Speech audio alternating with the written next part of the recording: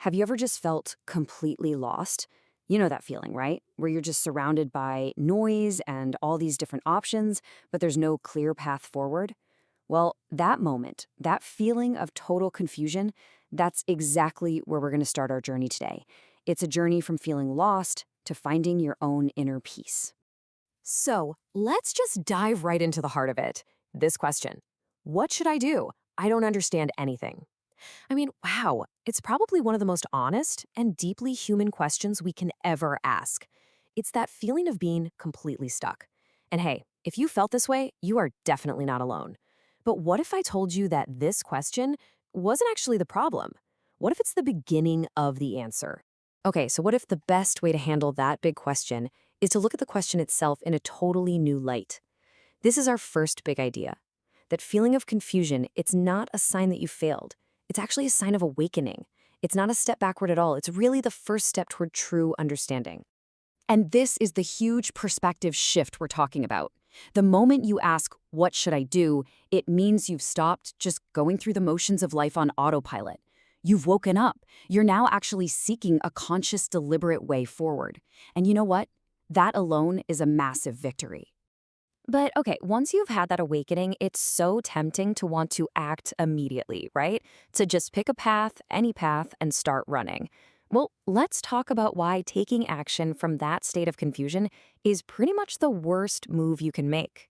So here's the crucial point. When your mind is like a storm, any decision you make is going to carry that storm out into your life. The source material is crystal clear on this. Actions that are born from confusion will only create more unrest, or ashanti. So if we want to find peace, we have to find that peace inside of ourselves before we make a move. So if taking action just creates more chaos, then what's the alternative? It's a really powerful, even if it sounds a little counterintuitive idea, the power of doing nothing. The incredible power of stillness. I mean, think about it. If you're lost in a forest, running blindly in some random direction is only going to get you more lost, right? Sometimes the smartest, most strategic choice you can make is to just stand still. This isn't about defeat. It's a conscious decision to wait for the fog to clear. And it is so important to understand the difference here. We're not talking about pausing because you're surrendering. That's just giving up. No, we're talking about pausing to find calm. This is a strategic move. It's a powerful step you take to get your balance back so you can finally move forward with real purpose. You know, the whole goal of this pause is to reach a state they call sthit prajna. It's such a beautiful concept. It describes a person whose mind, whose intellect is stable. They aren't tossed around by the waves of happiness or sorrow. It's the state of deep inner balance, and it's from that place that true clarity finally shows up. So we pause to find that inner equilibrium. But what actually happens in that stillness? How do we find the answer we're looking for? Well, the secret is to stop looking outside for it and to start listening to our own inner voice. And here's another one of those major perspective shifts. The real problem isn't that there's no path for you. The problem is our own impatience, our desire for life to just hand us an instant, easy answer. But life, it seems, wants us to wait, to trust, and to do the inner work of listening. But when we do try to listen, what do we actually hear? Well, we hear a couple of different things. First, they're the voices of the mind. They're loud. They shout with fear, with greed, with all the echoes of our past failures.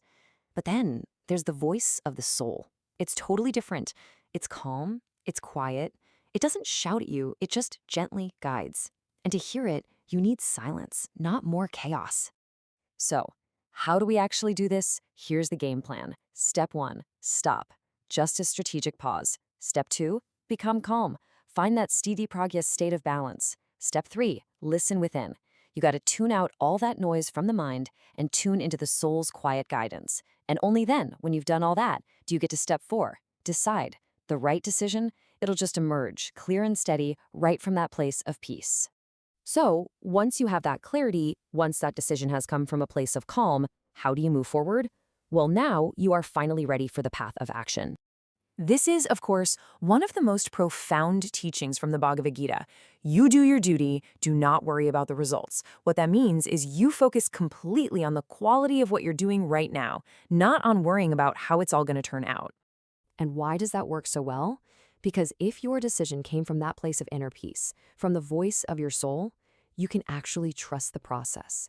You've already done the hard work of finding clarity. Now you just have to walk the path and let go of that need to control the future. And as you walk this path of truth, just remember this. Even if it feels tough, you are not lost anymore. You are not alone. There's a guiding force with you because you're finally acting from a place of clarity and inner peace. So, what's the big takeaway from all this? It's this really beautiful, empowering truth. The crisis only happens when we frantically search for answers on the outside. But peace only comes when you find them on the inside. So don't look anywhere else.